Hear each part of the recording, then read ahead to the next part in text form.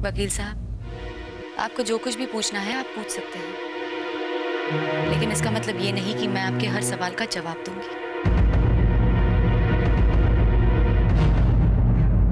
सुनीति, ऐसा क्यों कह रही हो तुम? क्योंकि अब मुझे यह साबित करने में कोई दिलचस्पी नहीं कि मैं सुनीति हूं। लेकिन क्यों सुनीति? क्यों नहीं? मर गई सुनीति। कल इसी घर में सुनीति की मौत हुई।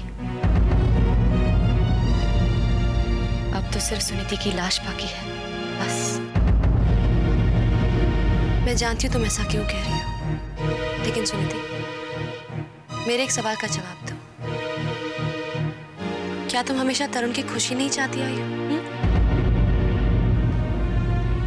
और अगर आज तरुण काजल के साथ खुश है, तो तुम्हें भी तो खुश होना चाहिए ना। यही तो है सुनीति की असली पहचान। सुनीति जिसने कभी अपनी खुशी ना चाहकर दूसरों की खुशी ही चाहिए।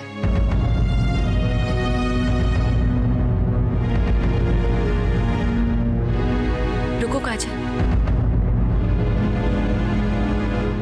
जो कुछ भी हुआ उसमें तुम्हारा कोई दोष नहीं। प्यार किया है तुमने, और प्यार करना क्या होता है ये मैं अच्छी तरह से जानती हूँ। और काजल की वजह से मैं भी जान गया हूँ।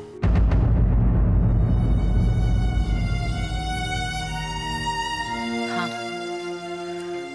और बदकिस्मती से मैं वापस आई, जीती जागती वापस आई। कमजोर पड़ गई थी मैं, नहीं मिटा सकी अपनी जिंदगी को, जो अपना मतलब ही खो बैठी थी। खुद की जान लेना इतना आसान नहीं होता। कभी सुमन दीदी की ममता ने मुझे रोक लिया, तो कभी दीपक जीजू के प्यार ने। अंधेरे में भटकती रही मैं, और शायद उस अंधेरे में खो जाती, लेकिन रवि की दोस्ती किरण बनकर मेरे साथ रही। मीरा के अटूट विश्वास ने मुझ में ठोकरें खाने की हिम्मत पैदा की। कभी जतिन का चेहरा तो कभी सपना की परछाई अकेलेपन में मेरा साथ देती। और माँ के असीम आशीर्वाद ने मुझे हर मुश्किल का सामना करने की ताकत दी। वरना यूं मारी मारी फिरने के बाद मेरी तकदीर बेदाग नहीं रहती।